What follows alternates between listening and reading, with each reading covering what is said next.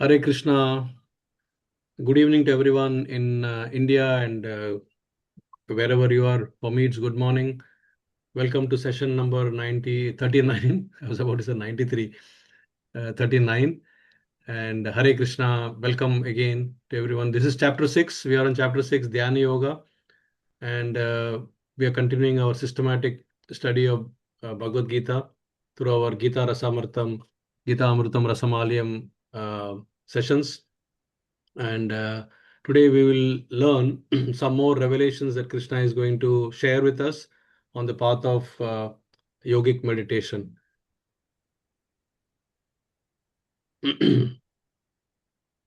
So we are continuing our journey in Goloka Express on station number 6, Dhyana Yoga. And Krishna will reveal more secrets of self-realization through the path of Jnana Yoga.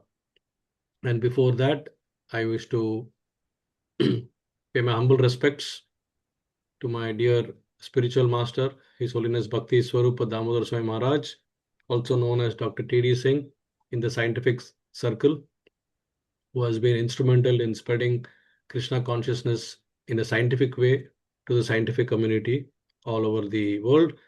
And I seek his blessings, and I seek the blessings of Srila Prabhupada, our dear Acharya, founder Acharya of ISKCON, who's always at the lotus feet of Lord Nityananda, or Adi Guru in the Parampara. Om Jnana Timirandasya Jnananjana Shalakaya Chakshurunmilitam Yena Tasmai Shri Guruve Namaha. Namo Vishnu Padaya Krishna Prasthaya Bhutle Srimati Bhakti Swarupa Damodar Swami Nityanamini. Namasad Bhaktamane Manipur Udbhavaya Cha Srila Prabhupada Lastavani Pracharini Ratayate. Namo Vishnu Padaya Krishna Prasthaya Bhutale Srimate Bhakti Vedanta Swami Nityanamini. Namaste Saraswati Deve Gauravani Pracharine Nirvasesha Shunyavadi Paschatya Deshatarni. Jai Sri Krishna Chaitanya Prabhu Nityananda Shri Advaita Gadadhara Shri Vasadi Gaura Bhakta Vrinda. Hare Krishna Krishna Krishna Hare Hare Hare Ram Ram Ram Hare Hare. So once again, welcoming everyone. Chapter 6, the acronym is EASY. E for making the mind as the friend from the, if it is enemy, which we covered from verses 1 to 9. And right now we are on the A, that is the path of Ashtanga Yoga, where the process has been described and how the person makes progress from Arukshakto to Arudha stage. So that is from a beginning stage to the advanced stage in Ashtanga Yoga.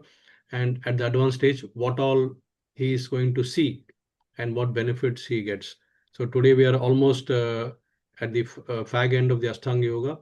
And then from next week, we will see the S, that is the success and failure, and the doubts that Arjuna has and Krishna clarifies in this process. And then, of course, Krishna's verdict on what is the best yogic practice or best yogic system, that will come as Y from verse 46 to 47. That concludes the chapter. And then from chapter 7, we actually begin Bhakti Yoga. With this, we move to little bit of recap so that we are able to get the right connection for today's verses. We did verses 6.22 to 28 last session, that is session 38, where Krishna showed that how a yogi can raise from his mundane practice of meditation to taking shelter of Krishna. So that's the gain that he, by mastering the mind, that he can get. That is what we discussed. And then, of course, we started with the success formula for the yogi. That is, if the mind is wandering, that is yato nischalati manas chanchalam, the mind is wandering, then tato niyam yatad atmani eva vasam nayed. So this we discussed last time, that how from a distraction of mind, if the mind can be brought back, then automatically the tendency to curb the distractions and also sinful impressions can be eradicated. So we discussed a lot of things in detail on that. And Then we said that we should not allow the mind to stray away. When mind can stray away, but we should not allow it to stay away. That's most important aspect of the meditation. Then we discussed about if the mind wanders, then better to bring it back. First of all, we have to realize that the mind has wandered, acknowledge it, and then after noticing the distraction, quickly bring it back under control. And this can be done by refocusing on Krishna. So in that we discussed on it helps to know the hierarchy of the mind, because we as the Jivatma are at the highest level, and intelligence is subordinate to us, and mind is subordinate to the intelligence. And then of course senses and sense objects are further below the mind. So so we discussed, one second.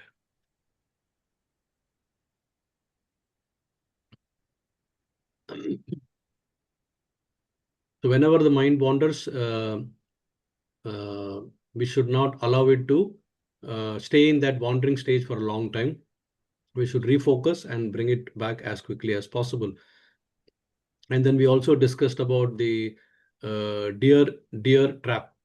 I'm glad that a lot of you took pains to share your reflections on this deer trap. We all have this deer trap at some stage in our life. Sometimes it happens multiple times, and most of the time it happens when we lack knowledge, and therefore there is no foundation realization basis at all. So once we know that this is a deer trap, and what happened to the most elevated soul of Bharat Maharaj, so then we can quickly understand that if it can happen to a great Rajarshi like Bharat Maharaj, it may happen to us, and it is happening to us also regularly. So nothing wrong in acknowledging it, and better to have a control check on that. Then we also discussed about how to improve the taste and what is a real test. The real test begins, whether you have the taste to continue chanting after 16 rounds. Okay, 16 rounds is what has been prescribed as the bare minimum.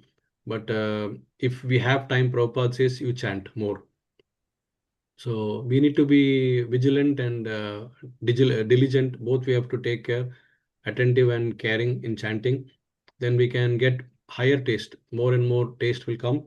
And then if higher taste comes, then we said that we can even get this Brahma Bhuta realization.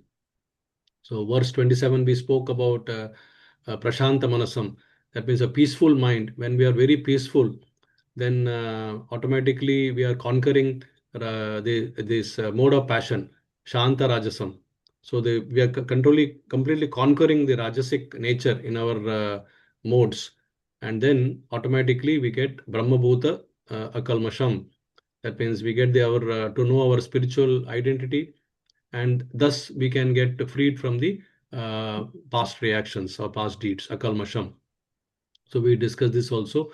So the pacified mind rises above passion into the pure realization. Then we discussed about the verse 28, that after realizing the self, that is Atma, who we are, what is our constitutional position. Main thing is to realize, the first thing is to have the knowledge that we are not this body, we are spirit soul. And then through meditation practice in this Dhyana Yoga, you get the realization of your identity. And after that, the next stage is Brahman realization. That means through the knowledge that we get, we are getting, that is information. And we discussed about this. For information, we practice further, and then we get purification. And when we are in the purified stage, we get protection from the Lord Himself in the form of bona fide representatives who are always taking care and removing the weeds. And then as a result, if there are weeds coming, we remove the weeds. That is correction. And once we are in the corrected stage, we are further getting elevation in our consciousness, and that gives us more Brahma Prasanatma, that is satisfaction. Then we get conviction, and that conviction stage, complete transformation has taken place. And that is what is Brahma Samsparsham. So in this verse, we 28, we spoke about Sukhena Brahma Samsparsham. That means in that stage, we not only identify ourselves, spirit soul, but we also identify super soul. Now, this super soul is we are identifying as the first stage as Brahman realization. That means in a formless. We are seeing the Lord sitting also adjacent to us in the form of impersonal form or Brahman realization. That is what. But that also gives us immense happiness. Atyantam Sukham Asnute. That's what we discussed. So that is the first stage of God realization, first step. And then we discussed about once we realize that, then our desire develops to serve this eternal form of the Lord. So from uh, the stage of Brahman realization, now we are moving further, and that Sukham, what we are getting, it's so much overjoy that we want to have a vision of that Lord. We don't want that vision to go away from our eyesight completely because we are seeing internal. Now the vision is not external anymore. The happiness you are not seeking outside. Before we came to this, we were seeing outside, but now when we follow this process, we start peeping inside, and inside we are seeing the Paramatma. So then once we do that, we want to establish a relationship, contact, sambandha. Then we want to follow the process, abhideya, and then we want to get the reward of Atyanta Sukham. So with that, we concluded, and then today we begin with the vision of a perfect yogi. So from verses 6.29 to 35, we'll cover today, and we will try to understand how this vision is now getting more and more refined or more and more perfect as the yogi pursues his practice of dhyana yoga. Then how this vision is getting more and more perfect. And we should understand that, in verse 6.3, the beginning of this chapter, we spoke of two levels of Ashtanga Yoga. Yoga Rurukshu, that's the beginning stage, which involved the preparation for the sitting posture, Yam, Niyam, Asan, and all those things. And then, of course, we are now discussing the last several verses, the Yoga Rudha or the advanced stage. So right now we are seeing the Yoga Rudha stage only, and we come to verse number 29, the first verse of the day today. So let's begin the first verse of today, 6.29, dear devotees. So let's recite and chant this particular verse. Sarva Bhuta Stamatmanam Sarva Bhutani Chatmani Ikshate Yoga Yuktatma Sarvatra Sama Darshanaha. So here, now, as the yogi is practicing deeply in his practice of dhyana yoga, now the vision from Brahman realization, that means formless, is slowly able to move to Paramatma realization. So we know in Bhagavatam there is a very famous verse where the realized transcendentalists, they already express this, that this absolute truth, or what we call as the supreme uh, truth, Vadanti tat tattva vidas tattvam yajnanam abhyayam. This can be seen as Brahmeti, Paramatmeti, Bhagavan iti shabdayate. So in three different levels, one can experience it. The first level is Brahman, that is impersonal form or the formless form. And then the Paramatma. Paramatma is a localized form of the God inside the heart. So that is what actually Dhruva Maharaj, when he was practicing, based on the instructions and guidance of his guru, Narad Muni, in the forest, Om Namo Bhagavate Vasudeva, he was practicing, and within 6 months, he got the vision. Initially, he got the vision inside his heart, and then later on, he got the vision outside him. Directly, the Lord manifested as Mahavishnu, the 400 form. So that same Mahavishnu is present as Paramatma within our heart. So the spirit soul and the super soul both are sitting adjacent to each other.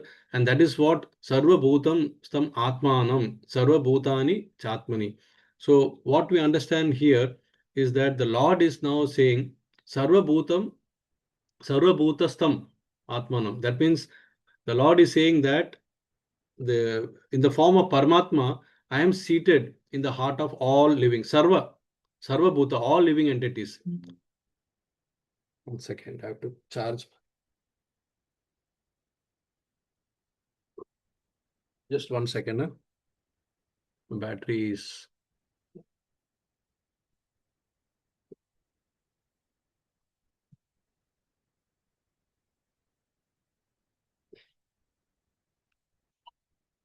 Yeah. And Sarva Bhutani Chatmani. That means at another level, he is also able to see that the Lord is present in all living beings, and he's seeing everything in Super Soul also. So the first thing is Sarva Bhuta Sta Atmana means in every living entities, the Lord is present. And then Sarva Bhutani Chatmani. That means the Lord, he's seeing everything. That means inside the Super Soul also, he's seeing everything.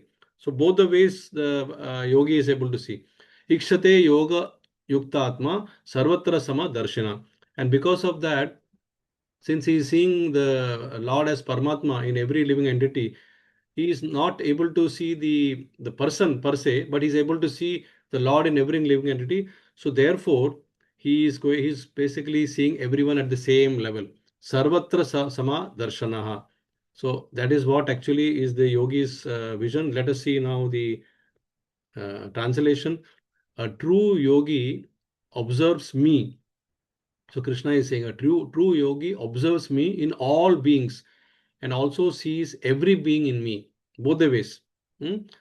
Indeed, the self-realized person sees me as the same Supreme Lord everywhere. So you can see here primarily two important aspects in this verse. What is that? One is how the Lord is present as Paramatma in every living entity. That is one aspect. And the second one, what we are saying is how all living entities are present in Krishna. So this needs little bit of uh, discussion, detailed discussion for better understanding. So let's see how the Lord is as omnipresent, present in every. First thing is we'll see how he is present as Super Soul or Paramatma in every living entity. So here you can see this is from Bhagavatam, Bhagavad Puran. Here you can see that the first expansion of Krishna. So Krishna is the Supreme Personality. The first expansion of Krishna is Lord Balram, as per Bhagavatam. And from Balram, there is a quadruple expansion as Sankarshan, Pradyumna, Aniruddha, and Vasudeva. Okay. Sankarshan, Pradyumna, Aniruddha, and Vasudeva. And then from this Sankarshan, there is again second quadruple expansion as Mahavishnu or say Mahasankarshan, Pradyumna, Aniruddha, and Vasudeva. This is second. And this Mahasankarshan, which is coming from the second quadrupole, he expands further into Mahavishnu. So the picture you are seeing here is Mahavishnu, who is sitting as Karanodakshaya Vishnu. So he is responsible for the creation of all the universes. So the universes are coming out from his skin pores, can say per se, like small bubbles. They're coming out and then they're expanding into bigger and bigger universe. And then as the universes are created, he enters into each universe as Garbhodakshaya Vishnu.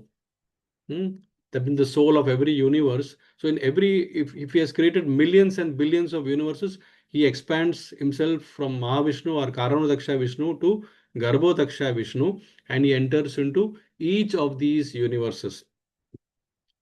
And then in those universes where he is sitting, from his navel, there's a lotus that is emanating, and from that lotus, Lord Brahma is taking birth. So Brahma is born. In every universe there is Brahma, because in every universe there is Garbhodakashaya Vishnu, and in every universe he gives birth to Brahma. So we are in one such universe, let's say. Now, having created multiple universes, now and then having created multiple Brahma, then Brahma then takes care of secondary creation. Brahma takes care of Atra Sarga Visarga. Visarga is secondary creation. And this secondary creation, Brahma creates various living entities. And then this Garbhodakasha Vishnu enters in each and every living entity. As you can see the third picture there on the right hand side, like the heart is shown, he enters as Shirodakasha Vishnu. So from Karnodaksha Vishnu or Mahavishnu, he expands to Garbhodaksha Vishnu in every universe, and then he enters into each and every living beings in their hearts and sits as Paramatma or Shirodakasha Vishnu. So that is the vision that this yogi, after deep practice, is able to see the vision of Shirodaksha Vishnu in every living. So he is now able to see. He is able to get this, and Krishna confirms this in the 18th chapter of Bhagavad-Gita also, where he says, "Ishvara sarva bhutanam riddeshu Arjuna tishtati." In every living being, I am seated in their hearts. Riddeshu Arjuna tishtati. And I am responsible for their activities. That means, since they are seated in a machine, Brahmayan sarva bhutani yantra rudani mayaya. Through my external energy, I drive I give the direction to all these living beings. So this is clearly Krishna's verdict in Bhagavad Gita only in the 18th chapter, which we'll see later. But for now, we can restrict ourselves to the vision that this Dhyana yogi is getting after deep meditation. Now he's seeing the Lord in the form of a form, Paramatma, sitting in the heart of every living entity. Now, what is the benefit of seeing that? Benefit is that, as Srila Prabhupada says in the purport, is that it's a very touching point actually Prabhupada makes. He says, he talks about the neutrality, supreme neutrality of Paramatma. That means the same Paramatma is sitting in all the living entities, be it Brahmana, be it a dog. It is not that when he's sitting in the heart of Brahmana, the Paramatma is at a higher level, and when he's sitting in the heart of a dog, he's at a lower level. No. Who has raised hand? I can see some hand raised. Is it? Oh, it's me only. Huh? How did this happen? This is happening regularly. I don't know how to put this back now. Don't worry, Prabhuji. Let's ignore it. Yeah, I'll ignore it. So, Prabhupada makes nice point that neutrality of Paramatma. He doesn't make any distinction between any of the living beings. 8.4 million living species. He is present in each and every living being's heart as Paramatma. And thus, this yogi who has perfected in his yogic practice, he is able to see the dog also with equal vision, and is able to see the Brahmana also equal vision. I mean, Brahmana, we know, is he maintains purity by taking bath 3 times a day. External purity, internal purity also is there. Is doing chanting and all that. But the dog, on the other hand, may be eating garbage, and maybe he may be passing stool, here, there, everywhere, and yet the yogi is seeing that the Lord is not showing any distinction whether it is in the impure form of a dog or the pure form of Brahmana. He is able to see the Lord. So therefore, his attraction for the Lord grows even more. It's like, if I have to draw some parallel analogy, it's like the relationship between mother and a child. Let's say mother has got several children. Then in that, maybe one or two children, they are very much obedient, to the mother. But maybe other one or two children are not obedient. They don't obey at all. They are very, uh, uh, very bad, notorious. But the mother does not make distinction, irrespective of whether they obey her or not. She is showing the same amount of love to each of her, children. So that's in the same way the Supreme Lord shows his causeless mercy by showing his neutrality in every other. Another point that the yogi realizes here is the difference between the Atma and Paramatma. Like he's seeing that he's himself present as Atma and the Lord is present as Paramatma, and the same Paramatma is existing in all the living species, right? But the Atma is not present. That is, he as Atma is present only in his body, only in this body. He is not present in the other body. The other body is other Atma. So that means from there he gets a realization the infinite nature of the Lord. Because the individual soul is situated only in the individual heart. It is not present in all the hearts. Whereas the super soul is present in every heart. So therefore, it's a very big difference between the Atma. So qualitatively, they may appear similar, but quantitatively, one is Anu, other one is Vibhu. Then the second point that we were talking about is how all the living entities are also situated in Krishna. Sarva Bhutani Chatmani. That was the second point in this particular verse. So here we should understand and realize that the Lord has primarily two types of energies. One is called the spiritual energy or the Antaranga Shakti. And then there is also Bahiranga Shakti or external energy.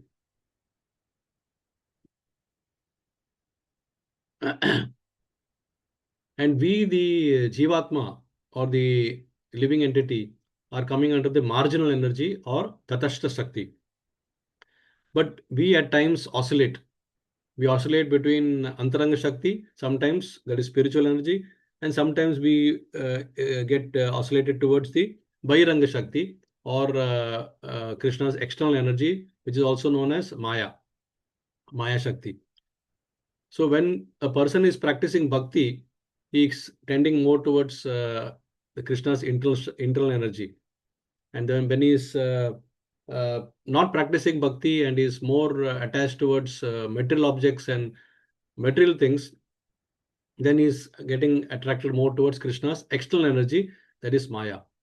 So when we say that the Lord is present in every living, and then every living being is present in the Lord, the way we can understand is that whether we are a devotee or a non-devotee, this way or that way, we are present, we get attached to one of the Krishna's energies, whether it is the spiritual energy, that is Antaranga Shakti, or whether it is the Bahiranga Shakti. Either way, we are attached. There's no other way. This way or that way only we have to exist. So therefore, we learned in the previous chapter, if you remember, in the 5th chapter where we were discussing about the Jnana Yoga aspect of Bhakti.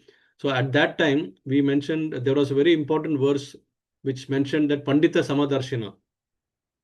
So that time we said that Vidya Vinaya Sampanne Brahmane Gavi Hastini Sunichaiva Swapakecha Pandita Samadarshina. So that means a learned Brahmana, a learned sage or humble sage, he does not distinguish between a Brahmana body, cow, elephant, dog, and a dog eater, because he's got the knowledge. Now that is a knowledge stage. He's got the knowledge that they're all, equal. They're all equal because the Lord is present in each one of these bodies. Now we are going one step further. He is actually seeing, that was knowledge. Now here is Vijnana. Here is actually seeing the Lord as Paramatma in every living entity. So that is a progress. We can see that progress from 5th chapter to 6th chapter. We can see Krishna is giving us this additional knowledge. So then we see that what it tells in the next verse, that is verse number 30. Now it is the same theme continues where he says, Yo mam pashyati sarvatra sarvam cha mai pashyati tasyaham na pranashyami sacha me na pranashyati. So this pranashyati has been used a few times in Bhagavad-Gita by the Lord. That is, cannot get lost or cannot get pranashyati is lost. Na pranashyati is cannot get lost. So So here Krishna gives very important aspects. So in one of the verses in the subsequent chapters, it will come Kauntya Pratijanahi Name Bhakta Pranashyati. He says, Krishna, Arjuna, go and declare boldly that my devotees will never perish.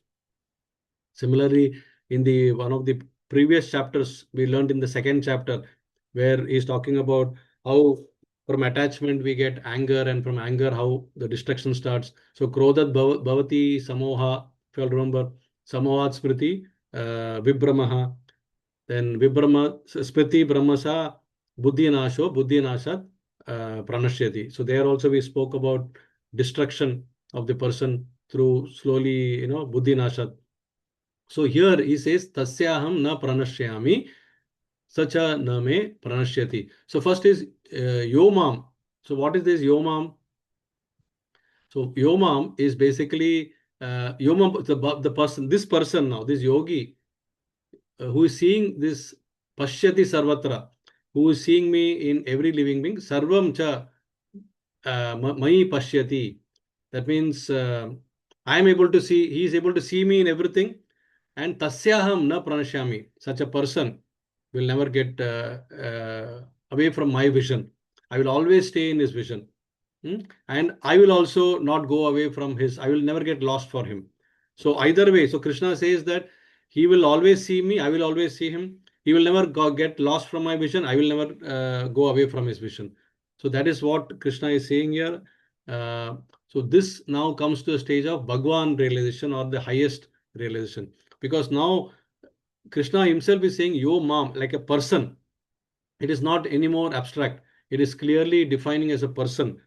And he says, for one who sees me everywhere and sees everything in me, I am never lost, nor is he ever lost to me.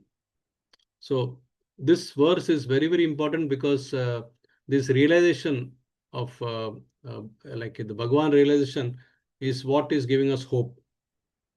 And this is exactly what we understand when we read Chaitanya Charitamrita, one of the the scriptures which is talking about love of Godhead through Mahaprabhu himself. So there is a very famous verse, very similar to this, where the Lord says, Thavara Jangama deke na deke tara murti. Sarvatra hoye ishta, sarvatra hoye nija ishta devaspriti.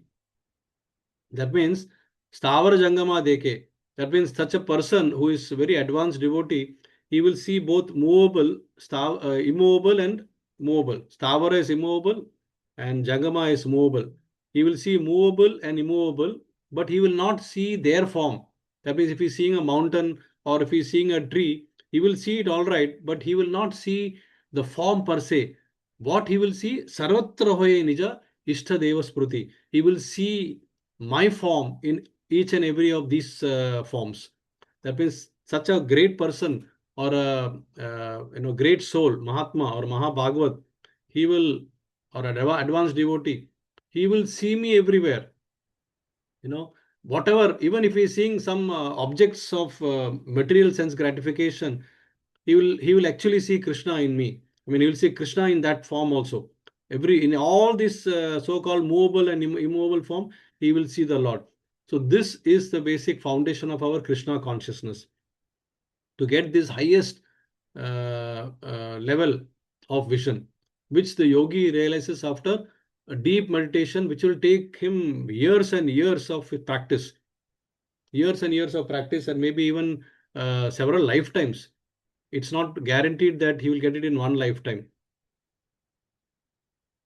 So Lord is present in every atom also. We understand from Brahma Samhita, Lord Brahma says, Andantara sta paramanu, chayantara stam govindam adi purusham tamaham bhajadi. That means Andantara. That means in this entire form of the Lord, sta paramanu, I am stationed as a small, or even in the atom, I am stationed as Paramatma.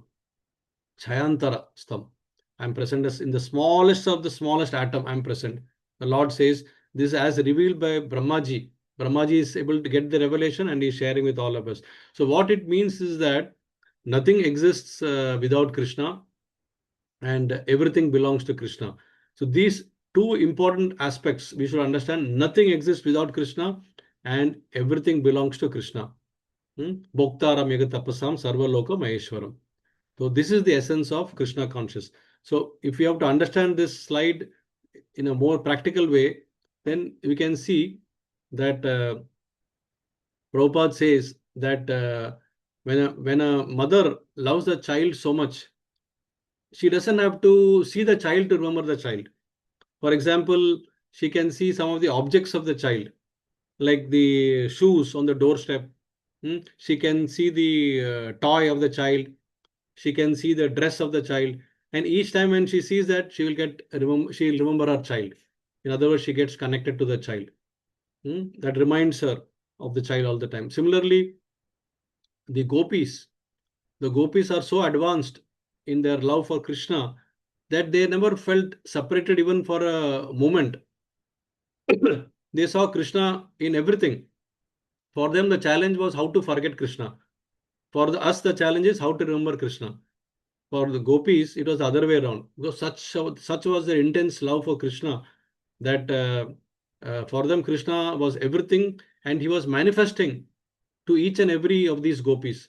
So in the Rasa Leela, each gopi thought that Krishna is only with that particular gopi and not with anybody else, because the Lord expanded himself to so many different forms that he made himself available to each and every gopi. So this happens only because of their intense love for Krishna. Then another example we can see is Bilvamangal Thakur, another very famous advanced devotee who Prabhupada says lived for 700 years in Vrindavan. From a purely ordinary materialistic person, he transformed himself into a very, very advanced level of devotees, and who even went to the extent of plucking his eyes out because his eyes he felt was disturbing his consciousness.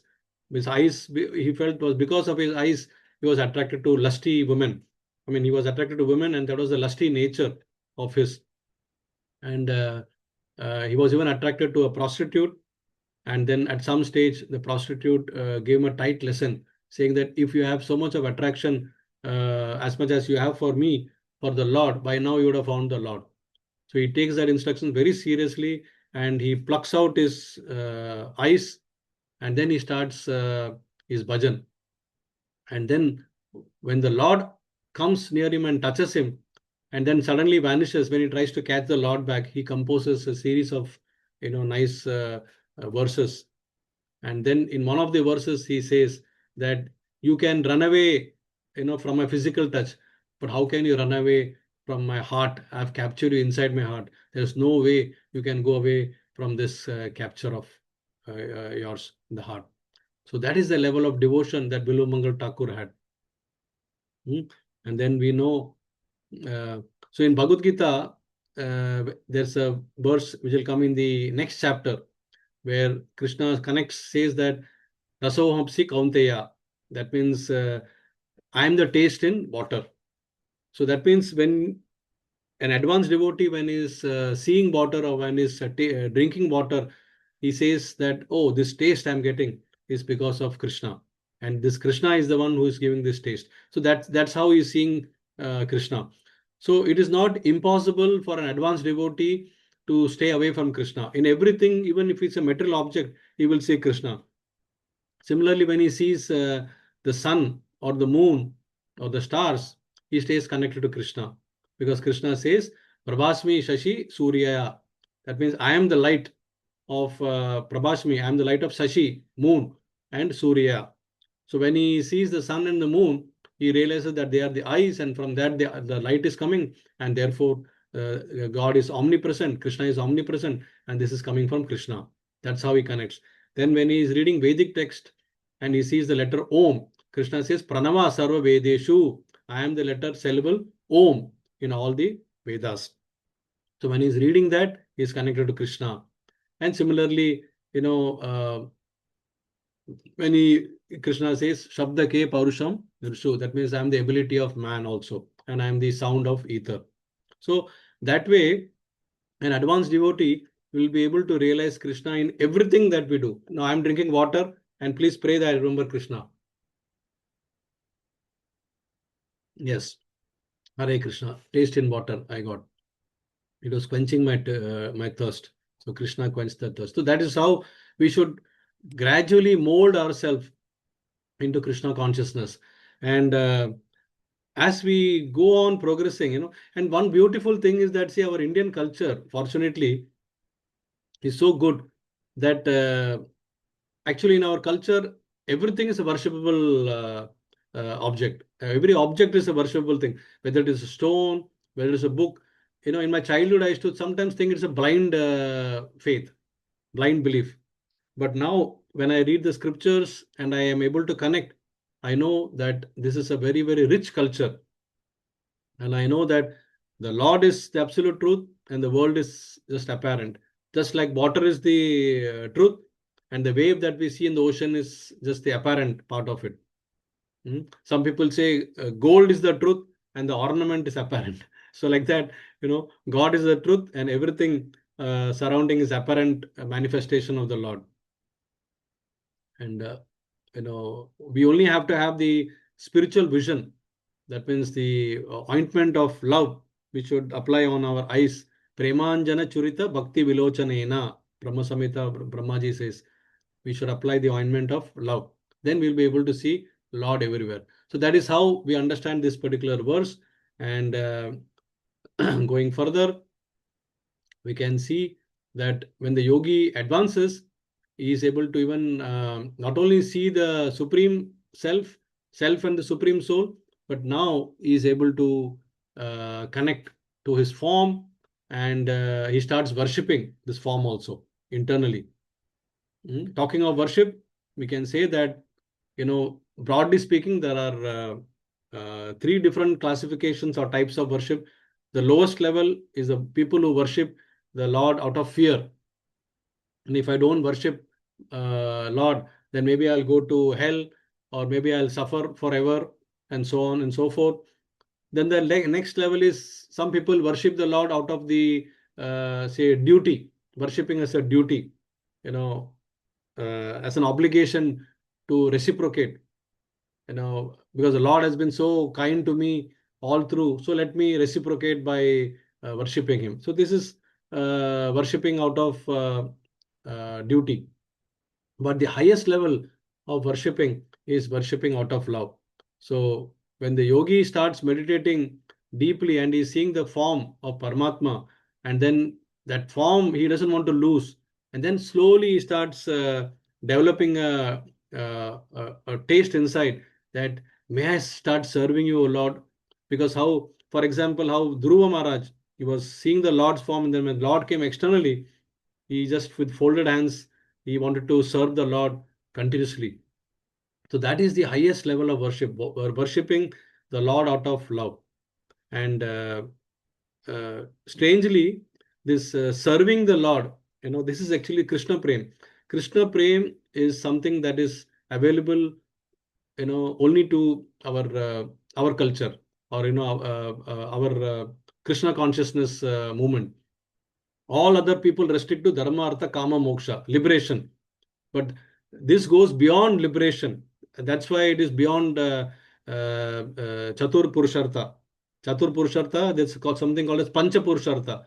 That means Krishna Prem, searching for Krishna, Krishna's Prem, worshipping the Lord all the time. That will give us the real, it goes beyond Sayujya Mukti. We don't want to get merged with the Lord. We want to always serve Him in whatever form we get. We want to serve the Lord, because that pleasure means ultimate, because you are able to experience the Lord's love, and then we are able to reciprocate that love. Okay, so then we move on from here to verse number 31. So verse number 31 is how the yogi further now perfects and gets Bhagwan realization. सर्वभूतस्थितं यो मां भजति एकत्वम् अस्थितः सर्वथा वर्तमानोऽपि स योगी मयि वर्तते. So now Sarva Bhuta Sitam Yoga. Now this Sa Yogi. So this yogi, when he is seeing that I am situated or knowing that I am situated in everyone's heart, he starts contemplating bhajan. Bhajati ekatvam astitaha. So that means he starts now worshipping me. So he starts worshipping me, understanding what? Sarvata Vartamano api. That means this Paramatma, which is present in everyone's heart, is same as the Lord. There's no difference between me and Paramatma. Me means Krishna. Krishna and Paramatma. Sa yogi mai vartate. Such a yogi is also situated in me. So, so he worships me as Paramatma. That means this is now come. So the moment worship starts, he is coming to a stage of Bhagwan realization. So such a yogi who engages in the worshipful service of super soul. So till now he was only Pashyanti, seeing. Now after seeing it, he starts worship, knowing that I and the super soul are one. That means Krishna and the super soul are one. He always remains in me, Krishna says, under all circumstances. So that means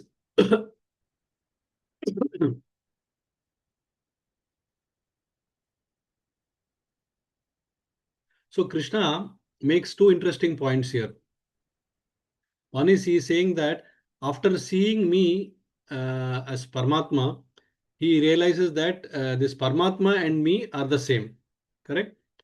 And after that, he starts, second point is after that, he starts worshipping me.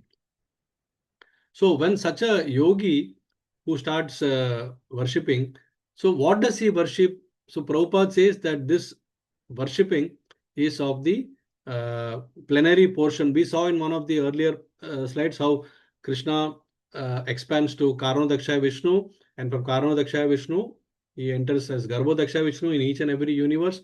And then from Garbhodakshaya Vishnu, he enters as Shirodakshaya Vishnu in each and everyone's heart.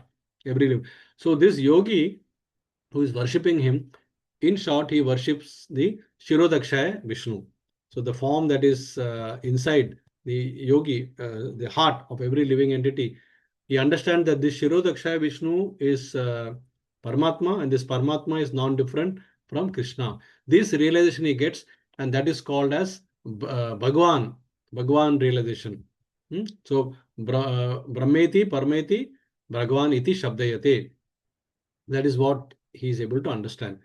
So basically, he progresses from Brahman realization. He sees the form as Paramatma, and then from that he starts his worshipping in the form of Bhagwan. And then in the next verse, Krishna says in verse number 32 that Atmopamya sarvatra samam pashyati yo Arjuna. Sukam yava yadi va dukkam sayogi paramo mataha. So when this yogi start worshipping me as the Bhagwan, that is Paramatma as Bhagwan, then what happens? He starts Atmopamyam yena. That means he sees that whatever standards applies to me, I will apply to all the living, because I am seeing you, O Bhagwan, in all the living beings. So that means since you are equal to all, you are not showing any discrimination or distinction between any other living entity. I will also not show any discrimination or distinction for any living entity. So in other words, he says that Sukkam va yadi va dukkam. That means my happiness, others' happiness is my happiness. Others' suffering will also become my suffering from now on, because I've realized that you're not showing any distinction. You're present in everyone's heart. In the same way, I will also start. I also start getting the same realization. And Krishna says, such a yogi, Sa yogi, paramo mataha, he is the topmost happy, who is able to see. So, para dukkha dukhi, such a yogi who is seeing all beings equal, is a perfect yogi. So, he is a perfect yogi who, by comparison to his own self, sees the true equality of all beings in both their happiness and distress, O Arjuna. Such a yogi. So, we should understand in this world that we are in, this is Dukkhalayam Ashasutam. There cannot be happiness, so we are going to suffer all the time. This world is full of suffering. And why do we suffer? We suffer because of our propensity to forget Krishna. The moment you forget Krishna, then automatically we try to serve not Krishna, but we try to serve Krishna's external energy, Maya. So the moment we start serving Maya, then automatically we are going away from the principle of Bhoktara Megatapasam, Sarvaloka Maheshwaram. And then we are forgetting that Krishna is the ultimate Bhoktaram. We start thinking that we are the Bhoktaram. And then automatically the threefold miseries or kleshas of Adhyatmik, Adi Devik, and Adi Bhautik, they start attacking us. So Adhyatmik is the misery caused by our own self, own mind. Then Adi Bhautik, the miseries that other living beings are causing upon us. And Adi Devik are the miseries that are inflicted upon us through natural calamities like cyclone, drought, tsunami, etc. This the demigods are giving us this. So these three miseries are given in this material world. And this material world property is that automatically there is a forgetfulness of Krishna. We desired that we want to be independent of Krishna.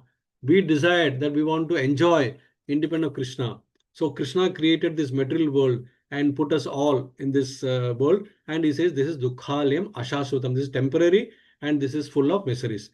So, whereas the yogi who has realized now out of his deep meditation that Krishna is completely equal to all, and then he is not showing any partiality. So he in turn becomes Para Dukkha Dukhi. Para Dukkha Dukhi means he is also seeing all the people who are suffering as his responsibility to rescue them. And only when they are happy, he feels happiness. He doesn't have any independent happiness and suffering. So, for example, the best example we can think of is Prahlad Maharaj. Prahlad Maharaj is an ideal example because Sukdev Goswami explains when he was explaining to Parikshit Maharaj about Prahlad Maharaj in the 5th chapter. He says that Prahlad Maharaj realized quickly that the whole universe is suffering because of lack of Krishna consciousness. At the age of 5, he realized. And therefore, a pure Vaishnava is always Para Dukkha Dukhi. So at a very young age, he starts giving this, expressing his concern about everybody is suffering. So sometimes the people are suffering, but they don't realize it. So advanced devotee realizes it that these people have not realized, so he tries to give the knowledge. That's sharing of knowledge. So Prahlad Maharaj did that.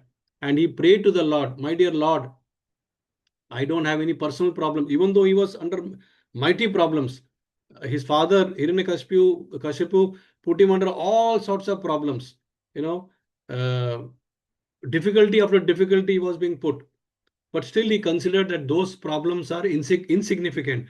And he said, my dear Lord, I do not have any problems because I have learned, how to glorify you and how to keep oneself happy, how to gain happiness internally. And thus I enjoy my internal ecstasy.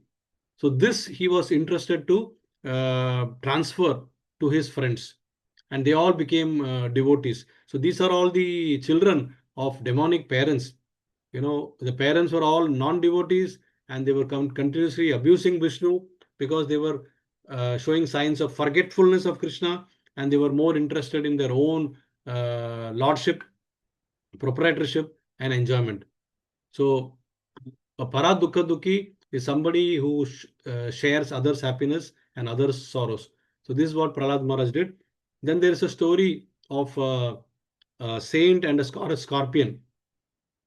It is said that once the saint, realized transcendentalist, went to take bath in the river, and then he saw that one scorpion was fallen in the river and he wanted to rescue, because that the scorpion is a creature of the land, not of the water. So he he slowly gave his palm and the scorpion came in his hand. But what did the scorpion do immediately after coming in his hand? It gave him a big sting. So scorpion gave a sting, and then but the saint tolerated. He did not do anything. And then after some time, once again he saw the saint saw that the scorpion was again fallen in the river. Hmm? Then again he gave his hand, helping hand, palm, and again the scorpion came in his hand, and again the scorpion was stinging him.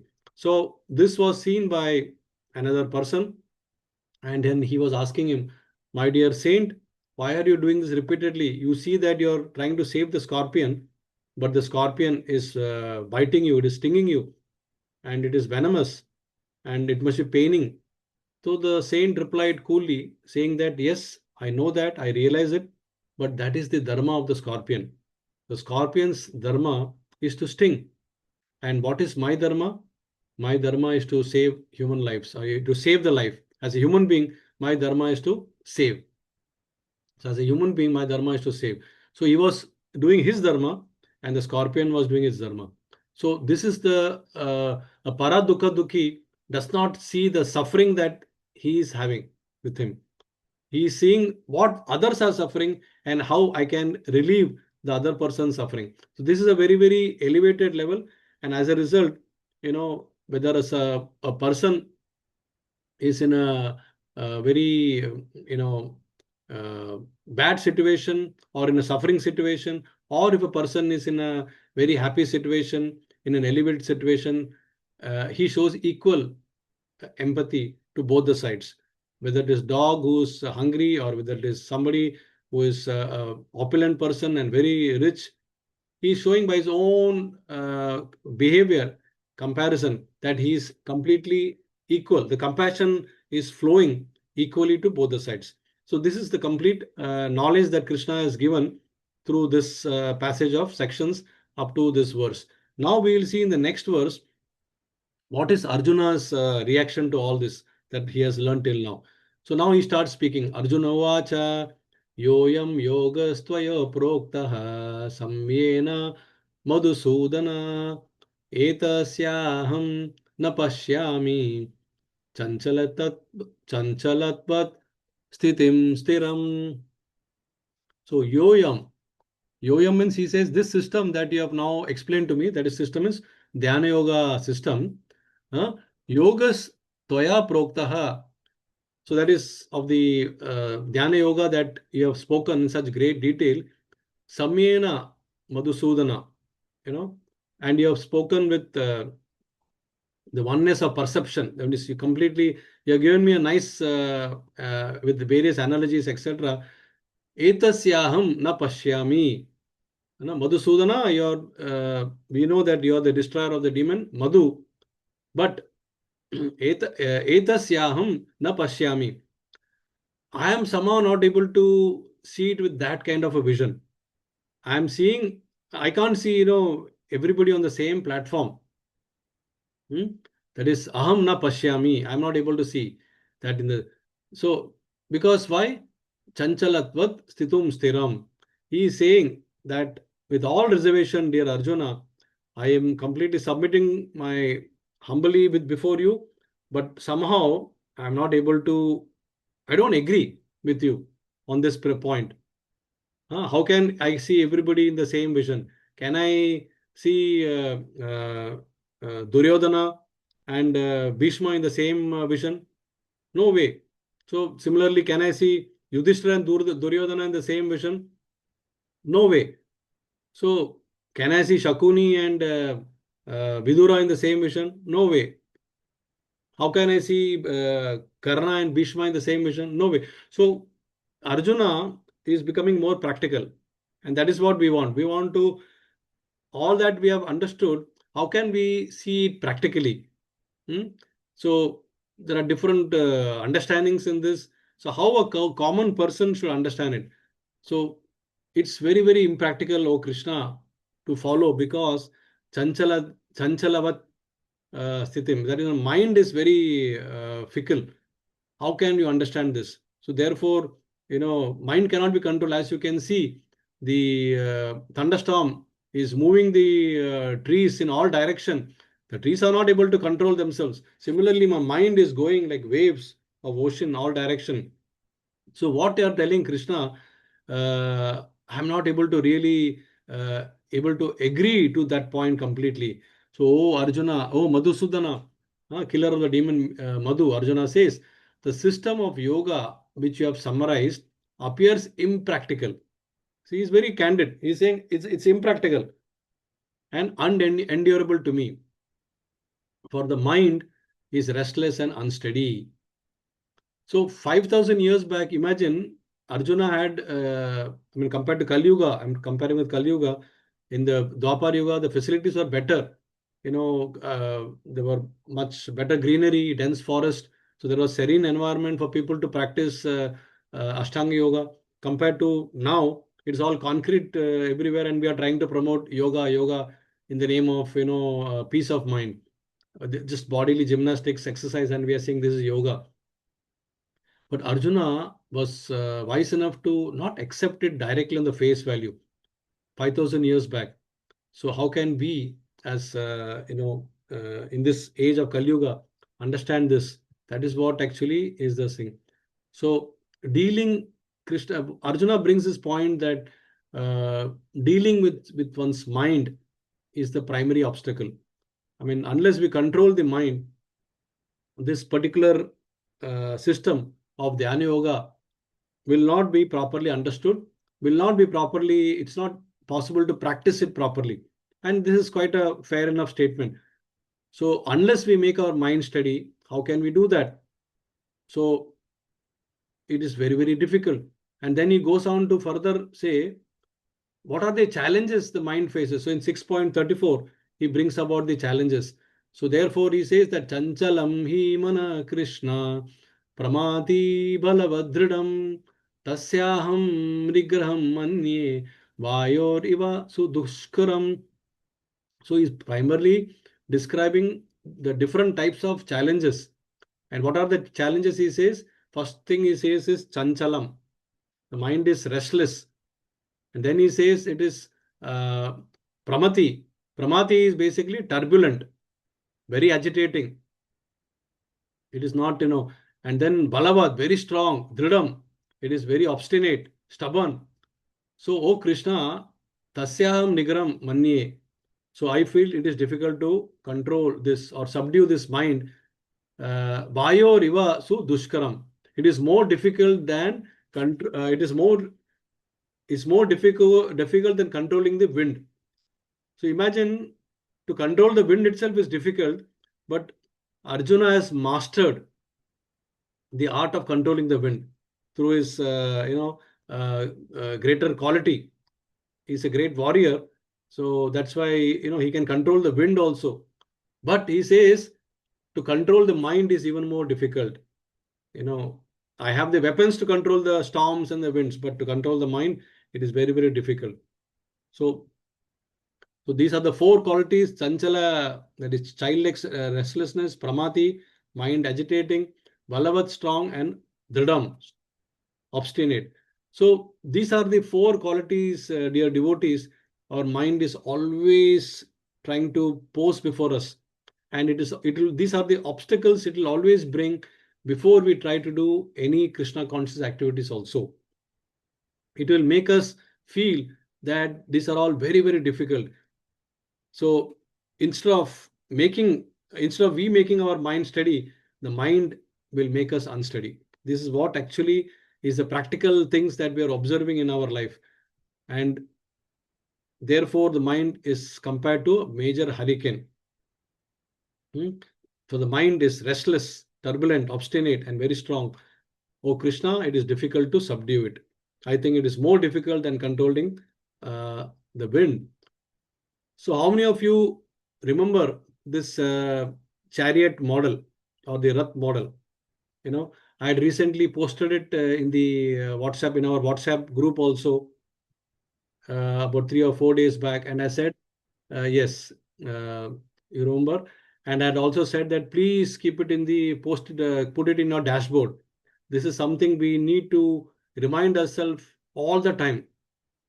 All the time we need to remind ourselves, because in Katha Upanishad, it is mentioned that Atmanam ratinam vidhi shariram ratam evacha buddhim tu shariram vidhi mana pragaham evacha indriyani hayan ahur vishayamsteshu gocharan atmendriya manoyuktam bhoktehi ahur manisisha. That means it's impossible to know who is controlling whom. So we should know, and we have understood this also from this model, that these five horses of this chariot model. First of all, this chariot model, once again, let us revise. Chariot model is like our body. The chariot is like our body, and the five horses represent the five Jnanendriyas, that is our eyes, our nose, our ears, our skin, and our tongue. Each one wants to taste in different directions. Each of these senses want to have their own way. And then the reins that control the horses are compared to the mind. And if these horses want to go in different direction and the mind cannot control it, then the mind automatically will go astray.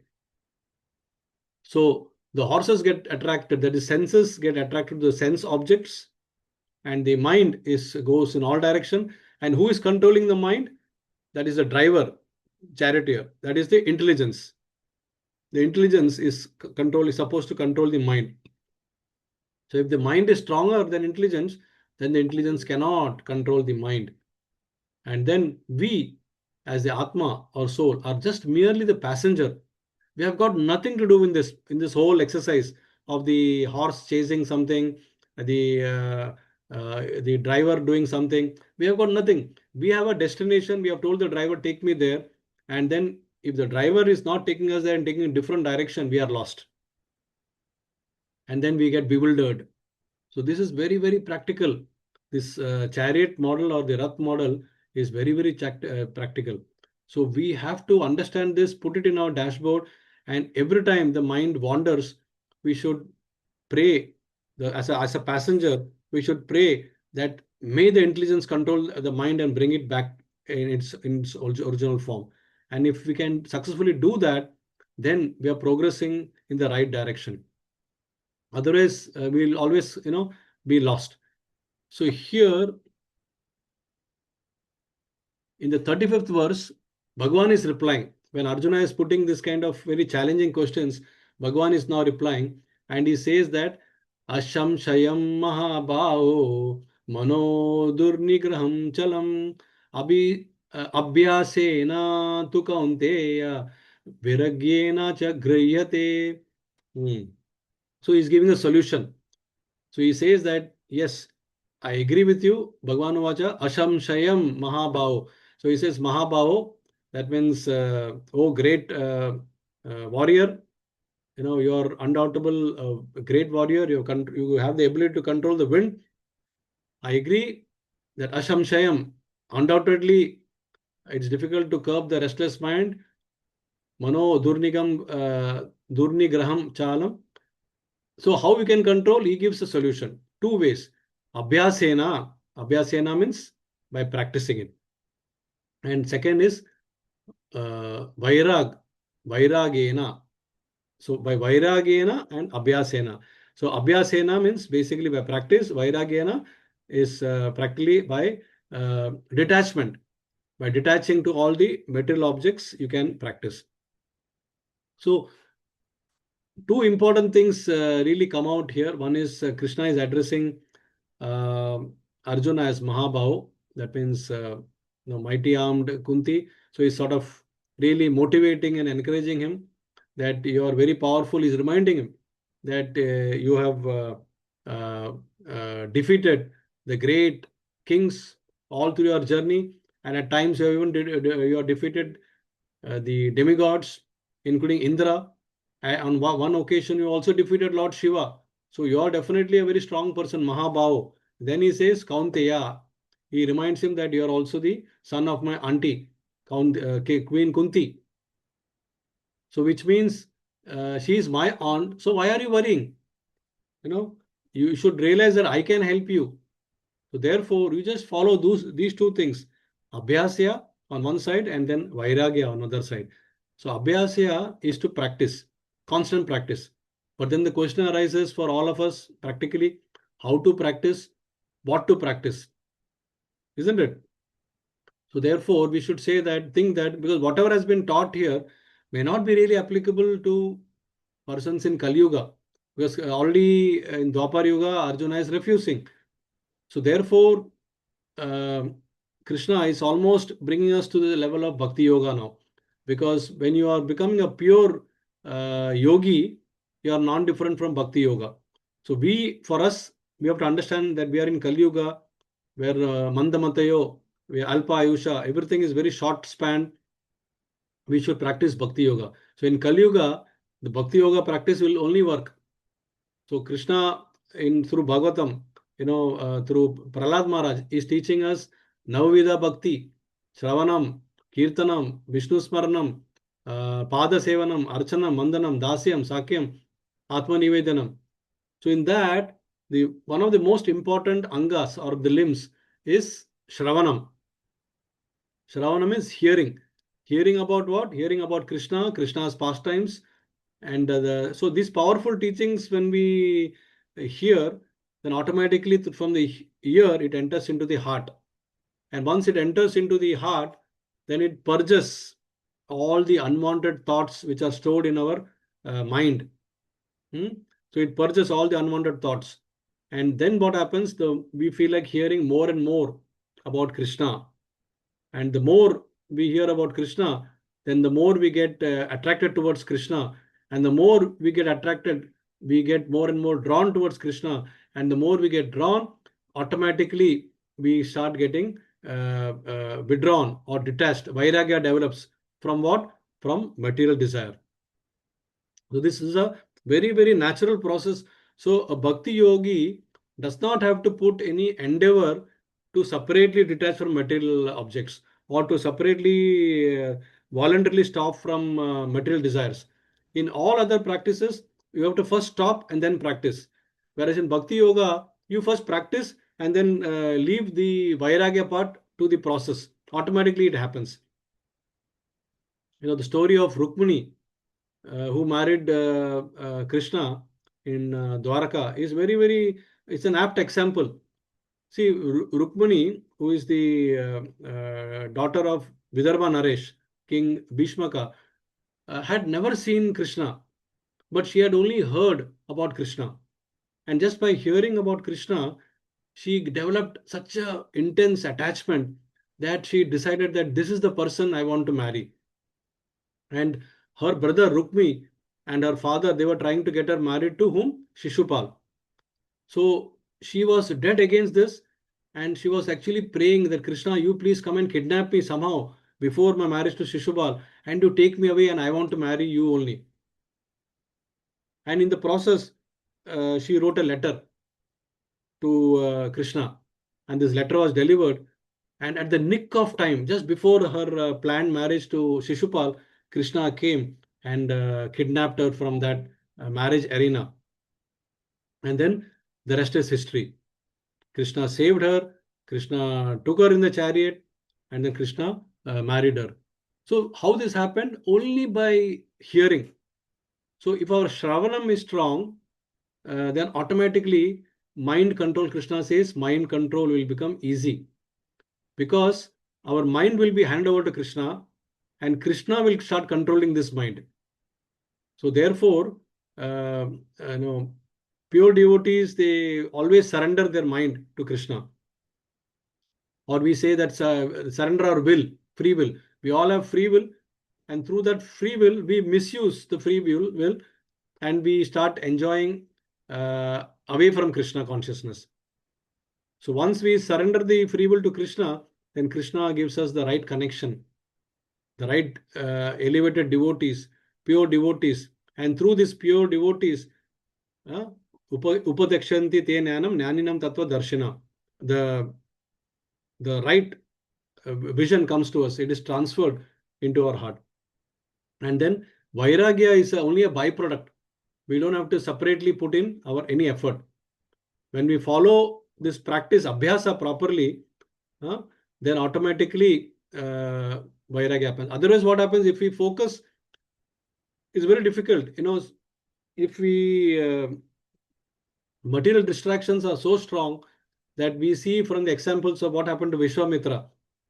Vishwamitra was on the right path, but then suddenly, when the beauty of Menaka came, he fell for her beauty and then he gave away his meditation. Same thing happened, the dear moment that we discussed from the great Bharat Maharaj. He was also on a great path of elevation, but suddenly when he saw this baby deer, his attachment grew, and then he started loving the deer, and then that was an impediment in his bhakti. Same thing happened to Saubri Muni. He was meditating for so many thousands of years, but when he saw the two fishes mating, automatically the senses got agitated. So we have to remind ourselves of these stories and caution that danger is awaited. It's around the corner. So we have to constantly improve our abhyasa, and then automatically we get higher taste. Param drishtva nivartate. So practice makes us perfect, and vairagya, when we practice this, automatically we experience higher taste. And when we get the higher taste, automatically the lower taste goes away. When you taste ice cream, you don't want lollipop anymore. When you taste chocolates, you don't want ice cream anymore. Some may argue, we still want ice cream. And similarly, when you get higher and higher taste, then lower taste automatically goes away. So this is what Krishna is giving in short. And then he gives a very beautiful, and Prabhupada gives a very beautiful analogy in the purport, which we cannot miss. He says that just like a starving person, when he eats a morsel of food, then three things happen simultaneously. What are three things? Tushti, Pushti, Shuddhapayo. This Tushti, Pushti, Shuddhapayo, this is given in the 11th canto, which Prabhupada quotes in the purport of this verse. And he says that when a starving person eats a morsel of food, three things happen simultaneously. One, Tushti, that is satisfaction. Two, Pushti, that means nourishment. And three, Shuddhapayo, the hunger is eradicated forever. So that is what has happened. And similarly, for a person who is performing bhakti, three things are happening simultaneously. That is bhakti, pareshanubhavo, viraktir. So when you start practicing this abhyasa, we start doing it, then what happens is devotion sprouts in bhakti, pareshanubhava. That means you start getting direct, Krishna reciprocates, sambandha one, sambandha. So prayojana happens, direct experience of Supreme Lord, Krishna reciprocates. People who are worshipping deities at home will all have some experience to share of reciprocation of the deities, even though it appears like like a deity form, but then the deities reciprocate because the deities are non-different from the Lord. And then viraktir, detachment from other things. These three things happen simultaneously. So when this happens, then automatically the highest form of happiness starts sprouting inside, and that is Mahaprabhu. So love, the purpose for which Mahaprabhu came in this world to distribute Krishna Prem. That Krishna Prem starts sprouting, and that is the highest stage, dear devotees, we all should experience in this lifetime at least. That is what is the goal of this whole process of learning Bhagavad Gita. That is to go to Goloka Dham. So our Golok Express is going fast in the same direction, and now we are moving forward in our realization of Dhyana Yoga. And the next chapter, of course, we will learn more about Bhakti Yoga. We are coming now very close to the fulfillment of Dhyana Yoga. Only few verses are left in this chapter, and we will see what happens next in the next session. So until then, thank you very much. It's time now for the quiz. Hope all of you are ready based on today's session. And let's see who wins today. So let me bring up the questions on your screen. So Prabhu, please keep a watch on the who Yes. raises their hands first so that we Yes. can ask the person to give the answer also. So the first question on the screen, the Paramatma or super soul who is seated in everyone's heart, that is Sarva Bhuta Stam Atmanam, is an expansion of Krishna as Karanodakashaya Vishnu, Mahavishnu, Garbhodakashaya Vishnu, Shirodakashaya Vishnu, none of the above. Yes. Who is the Srinidhi and Krishna Mohan Prabhu were photo flash. So, okay, we'll give Mataji as a first chance, as a good gesture. Right. So let's Right. go to Srinidhi. Yes, over to you, Srinidhi. It's your chance. It's easy question to begin with. Open with a cracking boundary. Yes. Over to you. Kshirodakshaya Vishnu Prabhuji. Shiro Dakshay Vishnu, you said. I lock the answer. And let's see what is the correct answer. And the answer is Shiro Dakshay Vishnu. Very good. So Well done. Srinidhi is an account with 50 brownie points. Very good. That sets the stage for the next question and the next person who wants to get 50 marks. Here's it on the screen. The advanced yogi or a pure devotee, advanced yogi and pure devotee, they are on the same level, is able to see Krishna everywhere and in everything, such as in water, he sees Krishna through its flowing property. In sun and moon, he sees Krishna through its color. In man, he sees Krishna through his fame and position. In Vedic mantra, he sees Krishna as a syllable Om. All of the above. Who is the Krishna person? Mohan Prabhu was first. Yes, we'll give him a chance because last time with the photo finished with Srinidhi. हाँ कृष्ण मोहन प्रभु जी, मैदान आपका है, मारिए चौका छक्का जो मारना है. Hare Krishna, Prabhuji. Hare Prabhuji, Krishna. just I can read again all the options, please, if you allow. Yes, yes, please. नहीं समझा नहीं मैं आपका, क्या आप क्या पूछ रहे हैं? मैं दोबारा से एक बार मतलब पढ़ सकता हूँ सारे options?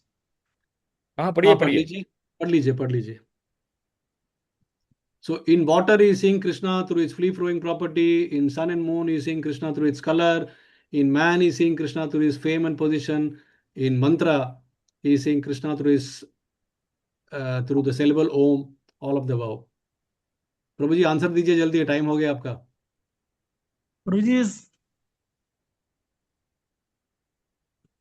E, all of above है. बस इसमें मेरे को एक डाउट बस इसी में एक नहीं है जो मेरे को लग रहा है, इन फेम एंड पोजीशन वाला है ना, थोड़ा सा थ्रू इस फेम एंड पोजीशन थोड़ा सा, वैसे ऑल ऑफ अबव है प्रभु जी.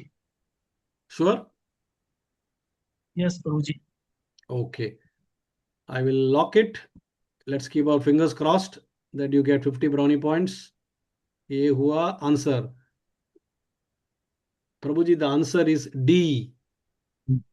Now you have to explain to me why it is D and not E. आप explain यस प्रभु जी, कीजिए. पढ़ा था इस वैदिक मंत्र इस कृष्णा, वैसे मैं पहले डी बोलने वाला था, बट पहले मैं डी बोलने वाला था. तो who wants to explain why it is D and not E? उसके लिए कोई हाथ ऊपर करके बोलिए, चलिए.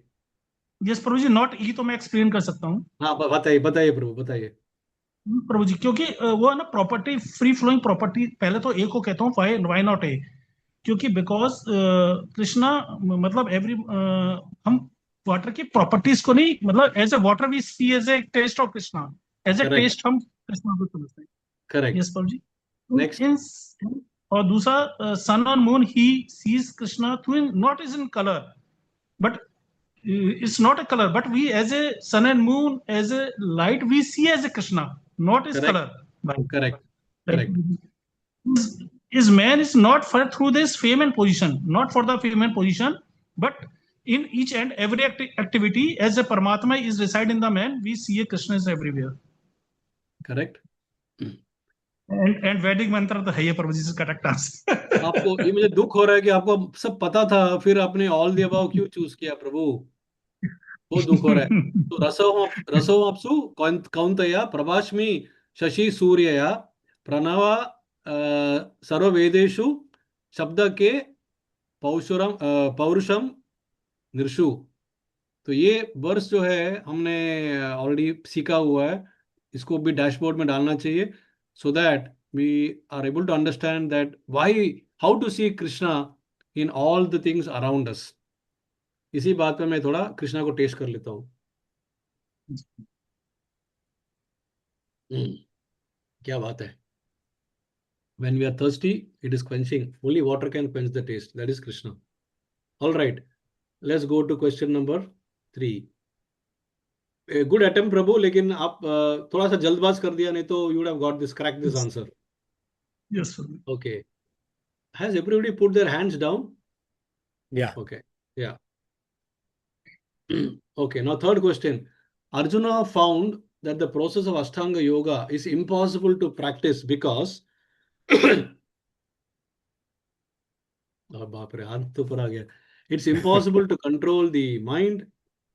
Mind is turbulent and restless. Mind is strong. Mind is obstinate. All of the above.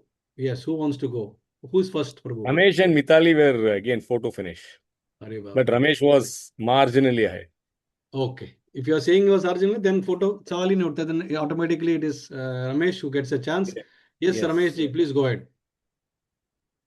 Hare Krishna Prabhuji. Hare Krishna. It is actually B, C, and D, Prabhuji. B, C, and D. Okay. Okay. So, are you sure, or do you want to rethink? I'll go with it because the first one is it is possible to control the mind with determination. That is why it is not impossible is too absolute a word. Turbulent, restless, strong, obstinate are the four things. Mind, it is a characteristic of mind. That's what I have learned. So I'm going with it. All right. Let's see what the answer is. And let's pray that you get 50 brownie points. Actually, the answer is all of the above. Because what Arjuna says is, Chanchalam hi mana Krishna pramati balavadridam tasyaham nigraham manye vayo riva su dushkuram. That means in the purport, it's mentioned that it is impossible, virtually impossible to control the mind. In our own ability, we just cannot control the mind. You said with determination we can control, but that is a solution to do that if you know how to do it. That means you have to focus on the lotus feet of the Lord. See, we are talking of Arjuna found. So when Arjuna is saying his problem, Arjuna is expressing his problem. Arjuna is not giving the solution. Now what you are saying is the determination we can control the mind is a solution. But Arjuna found that the process of Ashtanga Yoga, means especially in Ashtanga Yoga, why is it impossible to practice? Because the mind is a central figure in Ashtanga Yoga, and in Ashtanga Yoga, it is impossible to do these things. First, he says it's impossible to control the mind, and then he explains why it is impossible to control the mind because of B, C, and D. So A is what he says, and then B, C, and D are the reasons why Arjuna gives to support A. That is how we should understand this particular verse, and therefore the correct answer is all of the above, Prabhu. So you were thinking on the right direction actually, but in the context of explaining this particular meaning and verse, it went slightly off. So therefore, the answer is E. Okay, Prabhu? But I think what we'll do is, because since you said B, C, and D, we cannot give you minus 50. We will give you maybe 3 out of 4. So that means 75%. So I think you should get at least 35 marks. Correct now, Prabhu? Yes, Prabhuji. Yeah, because 3 corrects out of 4 should get at least 35. So 35 Yes. brownie points, Prabhu. Very good. Keep it up. Very nice. 35 brownie points. Yes. 35 देंगे कि No, 40 देंगे? 50 ka 75. It's a bit. It's coming in between, no? So I said 35. 40 दे देंगे. 40. Okay, 40. We'll give 40. So Srinidhi, please make a note and send it to me after this over. Okay. Yeah. Thank you. Now we go to the question number 4. Mind becomes our best friend. See, now this is the same quiz, by the way, which was there in the beginning of the chapter, and it was my session only. I had given the same quiz, And I'm giving the same quiz again because it is relevant here also. Mind becomes our best friend when mind controls the intelligence, mind controls the soul, mind is subordinate to intelligence, mind is subordinate to the senses. None of the above. What is the answer? Yes. Krishna Mohan Prabhu raised the hand first, Prabhuji. Krishna Mohan Prabhu? Yes, followed by Okay, Krishna. Saptadeep. Yes, Krishna Mohan Prabhu. Your chance now Prabhu ji to ये पहले भी redeem. Question आ चुका था एक बार. Is it a C is the mind is the subordinate of the intelligence? ये अभी भी same आपने क्वेश्चन. आंसर दिया था क्या? यस प्रभु जी. हाँ, तो ये पहले भी था, मैंने जानबूझ के दोबारा डाला just to reinforce our understanding on this because it is connected somewhere or the other to our 31st verse. Okay, so thank you very much for your answer. Now let us see whether it is correct. You said C, na? Yes Prabhu ji. Okay. Okay, you have redeemed yourself from the previous wrong. Now you got 50 brownie points. Good. Keep it up. ये rather simple था because ये revision question था, but very good. Now we come to the last question of the day, and after that there will be reflection questions. Yes, question 5. Krishna offers. I want somebody else also to participate and answer in this. Let's see. We will give somebody else a chance now. Krishna offers. Saptadeep and Mitali, let us see. Krishna offers solution for us in Kali Yuga for mind control through. What are the options? Practice of Navida Bhakti, detachment of material desires through attachment to Krishna, experience the higher taste through Shravanam to eliminate lower taste. Bhakti is like satisfying the hunger of a hungry person, provides nourishment and eradicates hunger. And E, all of the above. Let's give a chance to Mithali. I think she has raised hand before also. So let's give her a chance. Yes, Mithali, please go ahead.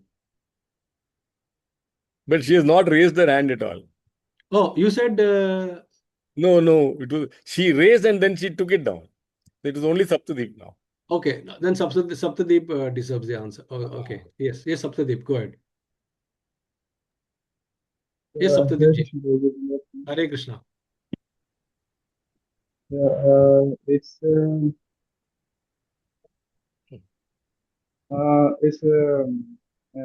E all of the above. Huh? E all of the above. E, all of the above. Saptadeep is fully in focus and concentration like Arjuna in the verse. So now let us see what is the correct answer. Keep our fingers crossed. And Saptadev answer is E, which is correct. That's what you said. You get 50 brownie points. Very good. Keep it up. Because it's a fairly simple question, but sometimes one can go a little bit away and you give a correct answer. Very good. Congratulations to all the participants and congratulations to all the. Yes. Prabhuji, in second question, Krishna Mohan Prabhu said all of the above. So how many marks? 1 second. Let's 40. go back. Let's go back to second question. Huh? Yes, Prabhu. Here. Huh? So here. We said 3 out of 4, so 40 देंगे. 1 minute. Huh? Just making sure once again. This was the question, no? Yes, Yes Prabhuji. Prabhu. So प्रभु जी ने क्या बोला? All of the All above. of the All of the above.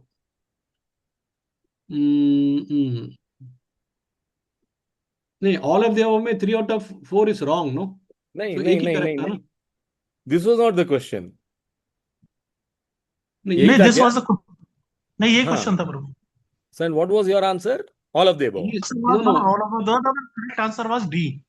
He answered D. No, The answer I he answered. answered all of the above. He answered all of the Yes, above, but correct? correct answer was B. So actually he got 1 out of 4. 4. 1 out of 4. So maybe he gets what? We'll give him 15. 15 they Okay, देंगे. Prabhu. Because Okay. 12 is a bit 12.5 is a bit odd. So I'm normally generous. So 15 दे देंगे. बराबर ना? You are happy? Yes, Prabhuji, I am so much happy. So it is And plus 15. actually, I wanted to give you more because when you explained the reason, you gave a correct answer also, but somehow, well, choosing the. No, Prabhuji, rule is rule. Yeah, I appreciate that. Okay, so we finished the quiz. Now I'll post the reflection questions, which on the WhatsApp group also. I'll just show it here, and then all of you can take 2 to 3 days time to answer it. Here comes the question of reflections. And I'm really happy that last time a lot of people took interest in answer for the reflections. And this time also, I hope all of you will be taking interest. So the first thing on the reflection is seeing all the beings equally, that is verses 6.29 to 32. We are referring to that passage. Do I genuinely see others as spiritual souls, or do I still react based on bodily labels like status, behavior, or relationship? Reflect on a recent interaction.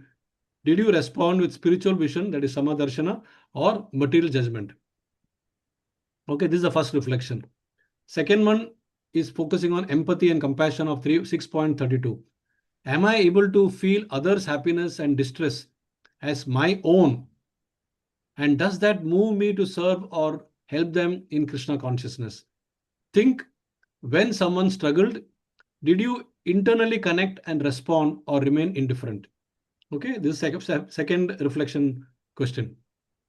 And the third is regarding the controlling the restless mind, 6.33 to 6.35. When my mind becomes restless or distracted, do I seriously apply abhyasa or practice and vairagya or detachment, or do I give in? Observe your daily sadhana chart. Are you training the mind or negotiating with it? These are the three simple and relevant questions. I'll post this in the WhatsApp group, and then all of you can kindly answer. All right. And so with this, we will end today's session. And I look forward to your participations also in future sessions. And next week, our Sakshi Mohan Prabhu will take over from the next verses onwards. And thank you all very much for your participation. I wish you all a very good weekend, Krishna conscious weekend, healthy weekend, and fully focused in bhakti, along with your other activities, dovetail to Krishna consciousness. And Vancha Kalpatarobhyascha Kripa Sindhu Vaevacha Patitanam Pavanebhyo Vaishnavebhyo Namo Nama. Ananta Koti Vaishnavrinda ki Jai. Jai. Srila Prabhupada ki Jai. Thank you very much, dear devotees. See you all next Saturday. Until then, goodbye. Hare Krishna. Thank you very much, Prabhuji. Hare Krishna. Hare Krishna. Hare Krishna, Prabhu.